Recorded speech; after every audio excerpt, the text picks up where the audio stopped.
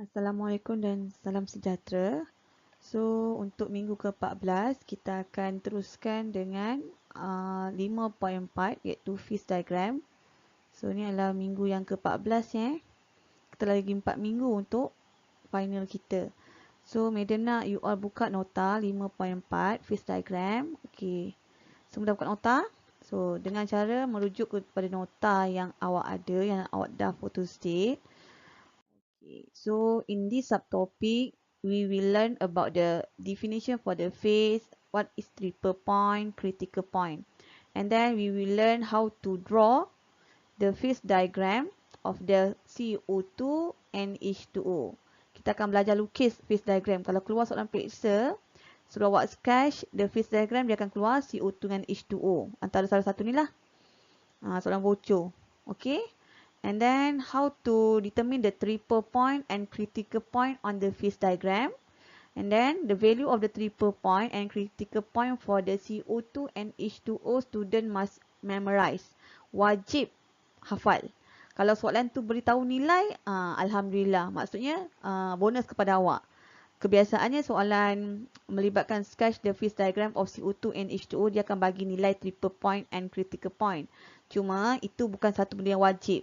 So, pelajar mesti kena ready juga. Kalau soalan tu tak beri nilai triple point dan critical point, maksudnya pelajar mesti kena hafal triple point and critical point for the CO2 molecule and H2O molecule.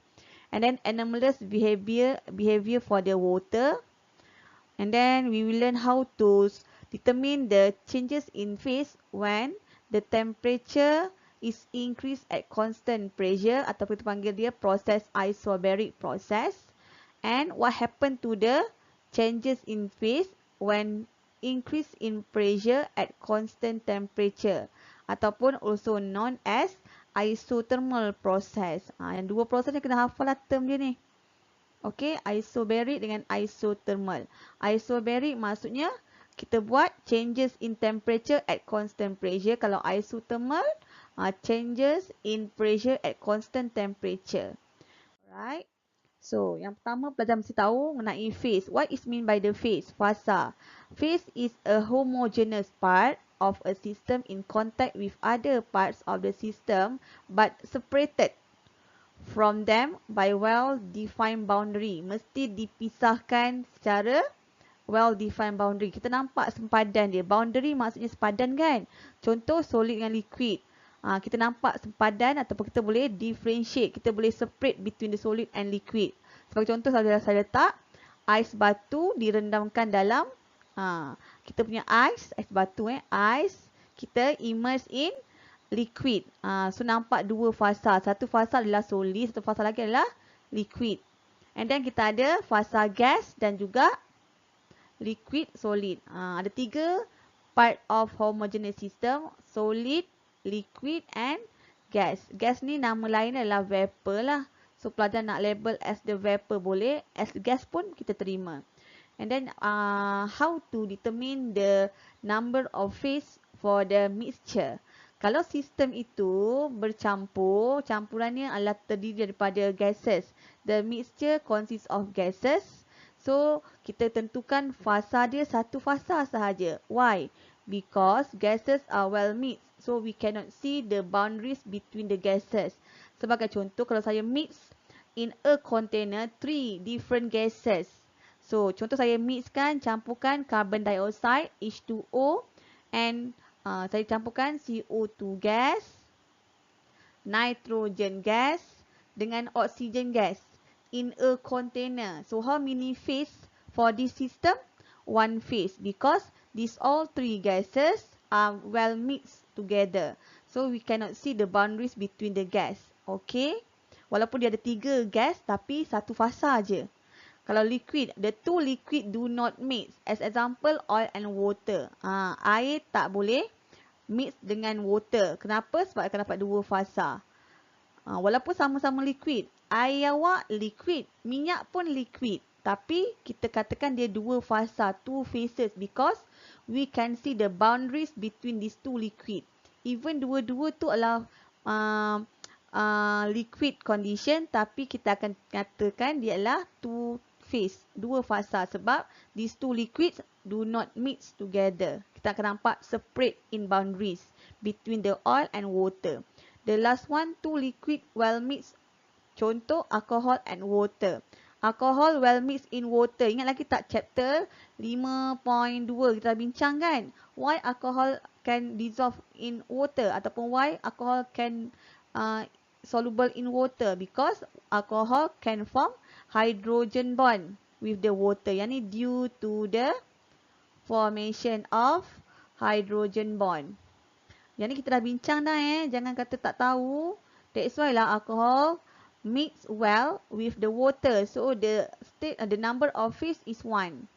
Kenapa 1? Because we cannot see the boundaries of the solution. Tak nampak ada boundaries between the alcohol and water mix well.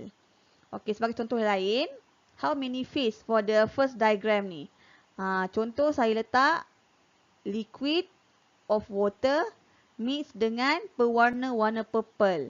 So saya kacau using a stir with using the glass rod, kita akan dapat 1 phase of liquid. Sebab cecair warna purple ni akan mix well with the water. So 1 phase.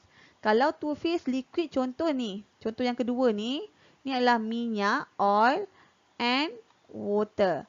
Walaupun dua-dua oil is liquid, water is liquid, but these two liquid do not mix well. That's why lah dia akan ada dua fasa. Contoh lain untuk gas. Okay. How many gas? How many phase for the first condition? 1 phase. Yang ni pun 1 phase juga. Kalau tengok sini ada 3 tempat masuk kan. Satu ni katalah saya masukkan nitrogen gas.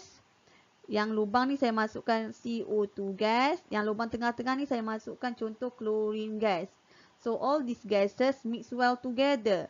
No separate boundaries between these 3 gases. That's why lah kita kata 1 phase.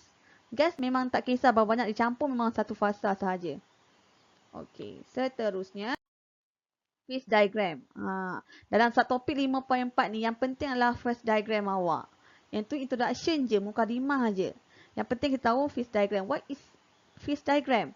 Phase diagram is a diagram showing the regions of the pressure and temperature. Dia mesti ada pressure and temperature. So, part C X dia adalah temperature. X axis is temperature. Y axis is pressure. Sebab phase diagram awak bergantung pada dua nilai ni, iaitu tekanan dan temperature. At which a substance exists as solid, liquid and vapor phases. So, ada 3 fasa yang wujud dalam phase diagram ni. Okey. Okey, nampak kat sini. Ni contoh phase diagram. Kita punya part CY adalah pressure. Part CX kita adalah temperature. And then this phase diagram consists of 3 region. Iaitu solid, liquid and gas region. Ada 3 region. Boleh? Okey. Okay, this phase diagram combine equilibrium curve. Okay, ada 3 equilibrium curve sebenarnya. Yang pertama adalah liquid and gas in equilibrium. Anak panah pergi balik ni, reversible arrow here means equilibrium. Apa maksud anak panah pergi balik ataupun reversible arrow? Reversible arrow bermaksud at ataupun in equilibrium. So, dalam phase diagram awak akan ada 3 curve. Curve yang pertama adalah liquid gas in equilibrium, which is refer to the line OA. Nampak tak kat phase diagram awak yang bawah ni? Okey, awak tengok nota awak boleh juga. Ambil highlighter ke apa ke, awak boleh highlight kan? Okey. Yang ni adalah, mana highlighter saya? Okey, line OA. Nampak ni yang saya highlight warna kuning ni. Ni adalah line OA. Apa yang ada pada line OA ni? Sepanjang. Sepanjang line OA ni adalah liquid and gas exist in equilibrium. Apa maksud exist in equilibrium? Maksudnya liquid dan gas ada wujud bersama-sama pada kadar yang sama. Okey? Liquid membentuk gas, gas membentuk liquid at the same rate. Itu maksud equilibrium. Kadar pembentukan liquid kepada gas dan gas membentuk liquid adalah pada kadar yang sama. The rate for the formation of the gas and the rate for the formation of the liquid are equal at this curve OA awak.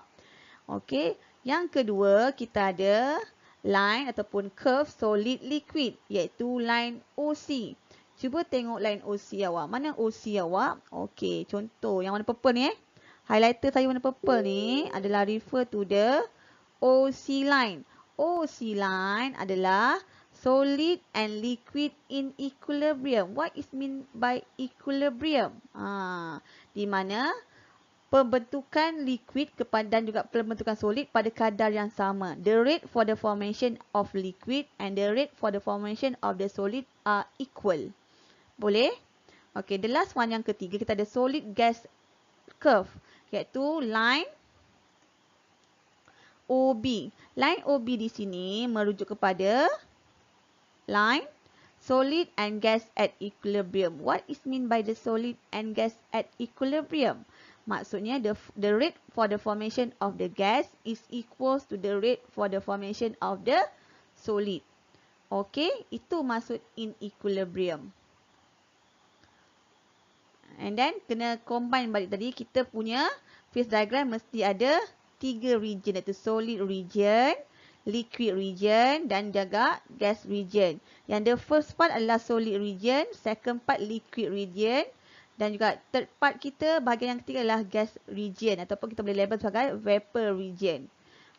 Okey, yang terakhir kita ada critical point. Critical point ni pun mesti tahu untuk phase diagram awak. What is mean by the critical point? The end of the liquid gas line, penghujung kepada gas dan liquid punya garis di mana density of liquid equal to the density of gas. And then the above the critical point, okay, the liquid phase cannot exist. What is mean by this above critical point? Okay, that's mean no phase boundaries between the liquid and gas. Dah tiada dah fasa yang memisahkan antara liquid dan gas. Apa maksudnya? Maksudnya separate line between the liquid and gas phase no longer exists. Tu maksud dia. Tak apa, nanti kita akan belajar lukis dan mesti faham lukis tu macam mana.